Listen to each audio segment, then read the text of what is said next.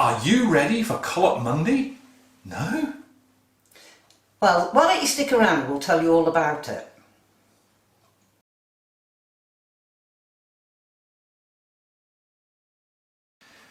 You may not have heard of Collop Monday, but perhaps you've heard of Shrove Monday, or Merry Monday, or Hall Monday. There's a lot of Mondays in this. There is, but whatever name you prefer, it is a Christian tradition that is celebrated on the Monday before Ash Wednesday. Ash Wednesday marking the beginning of Lent.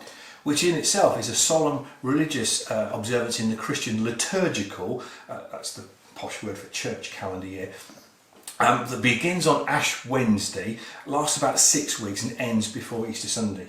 And the purpose of Lent is to prepare yourself for Easter. The word itself, Lent, is a shortened form of the Old English word Lengton, meaning spring season, springtime, spring.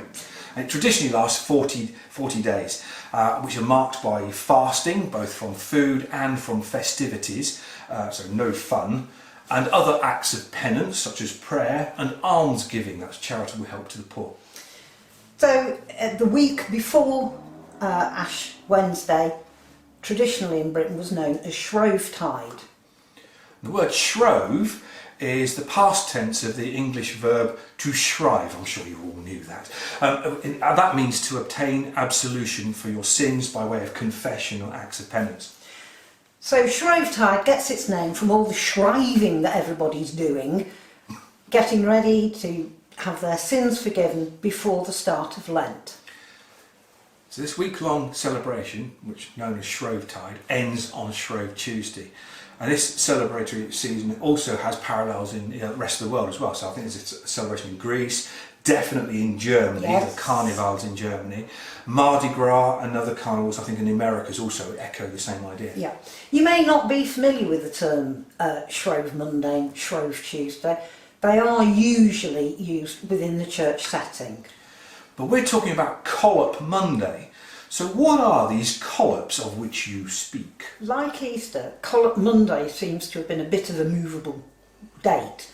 But regardless of the date it was actually celebrated, it was always the Monday before Shrove Tuesday. Pancake Day in Britain. Yeah, and when Collop Monday first began is not really clear. It's most likely it was established in the medieval period. Traditionally, this was the last day to cook and eat meat before you get the prohibitions of Lent. And without refrigeration, it is likely that the only meat available at this time would have been smoked or salted bacon, ham. In fact, in Tudor times, the term collops was specifically meant thick slices of bacon, so you can see the connection. It became the tradition that these thick slices of bacon would be cooked and served with eggs on Collop Monday morning. So in one way, we could consider this the start of the full English breakfast, couldn't we? Yes, you could. You would keep the bacon fat for the Tuesday when you're cooking your pancakes. So if you fancy something different to bacon and eggs, why don't you try this traditional Scottish dish known as Scotch collops? The recipe we're doing today comes from the Savile recipe book from 1683.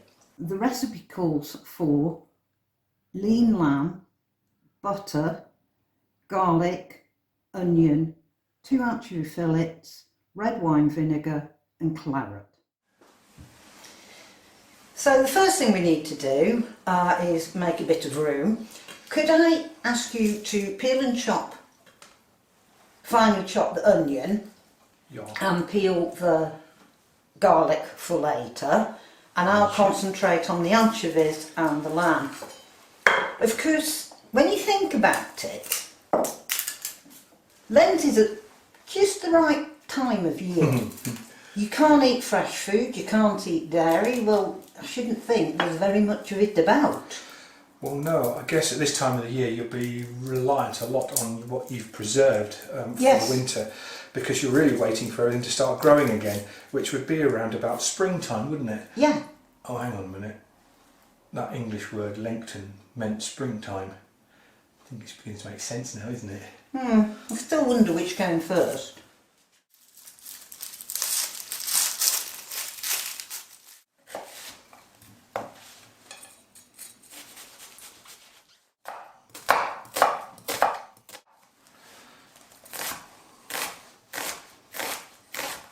I'm using lean lamb for this recipe. You could of course use other cuts, you could use mutton.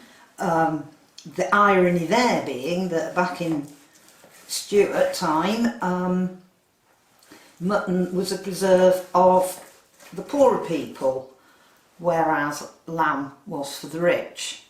But because mutton isn't as popular now, the price has rocketed.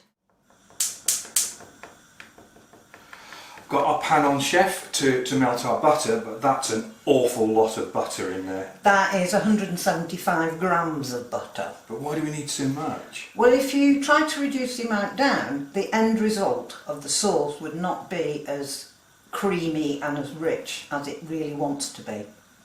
And also, what are we just about to go into? Lent, and we've got to use up our dairy products. We'll get on with it.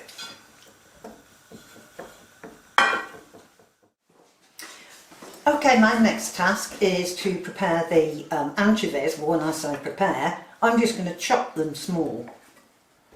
If people don't like anchovies, is there anything else they could use? Yeah, you could use salt. The joy of using anchovies as salt is as the sauce cooks down, so does the anchovies. Never be tempted to try and use something like anchovy essence, because that will just impart a really strong flavour into your sauce. Top tips. Is our butter melted? Not quite, chef, almost there. The eagle-eyed amongst you might have noticed that the recipe called for a piece of garlic. So what are we actually going to do with this? Well, let me show you now. Take our piece of garlic and first we crush it to release its juices. Now take our serving dish, and now we take this piece of garlic and we smear it around inside our serving dish. The idea being that we will get the flavour of garlic on the inside of the dish, but not to the detriment of the flavour of the end product. And hopefully those collops will still taste nice. A little hint of garlic, that's all we're really after. Okay, I'm going to just take this pan off the heat, and then we can start assembling the dish. In goes our onions.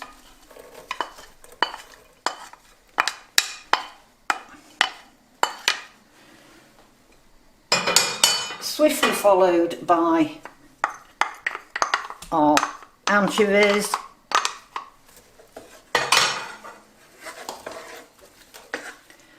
Our meat. I know we said earlier that the bacon clops were quite thick. You don't really want these as thick because they'll take too long to cook and your butter could well melt. In goes the claret, our red wine vinegar, and we bring it back onto a medium heat. You use claret? Yes. But if people don't have any claret, what else could they use? Well, what the claret does, it brings fruit flavour to the dish. Blackberries and... Blackberries and that sort of thing. You could use any red wine you liked, as long as it's a mellow wine. So, our meat is cooked, our sauce has started to reduce down, so it's time to put the whole dish together. I'm going to start off with a layer of the oniony sauce. Just going to cut our meat.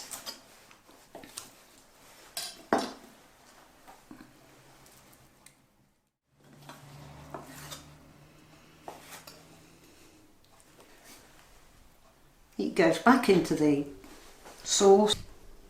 We add some toast, and then it's time for chef's perks. This is the favourite bit. chance to taste what you've produced, which in this case would appear to be some rather glorious Scotch collops. Excuse me. Oh yeah, I can see why you use so much butter. Oh, that buttery flavour is coming through, the claret flavour, the onion, and just a hint of garlic from wrapping around. But it's not an overpowering taste of garlic. No, not by any means. And I've added some toast in here because one of the recipes actually calls for either using toast or even mashed potato. And I think that would work brilliantly with mashed potato, actually. I think it would. Excuse us. We're just going to indulge. So, who doesn't want a collop on a Monday? We hope you've enjoyed this video and our brief look at Collop Monday. Perhaps you've been inspired enough to try the recipe at home. And if so, we'll put a link to our website and to the recipe in the description box below. If you'd like more Tastes of History, then do please subscribe to our channel. Or you could follow us on Facebook or Twitter. So, thank you for watching, and until next time, farewell.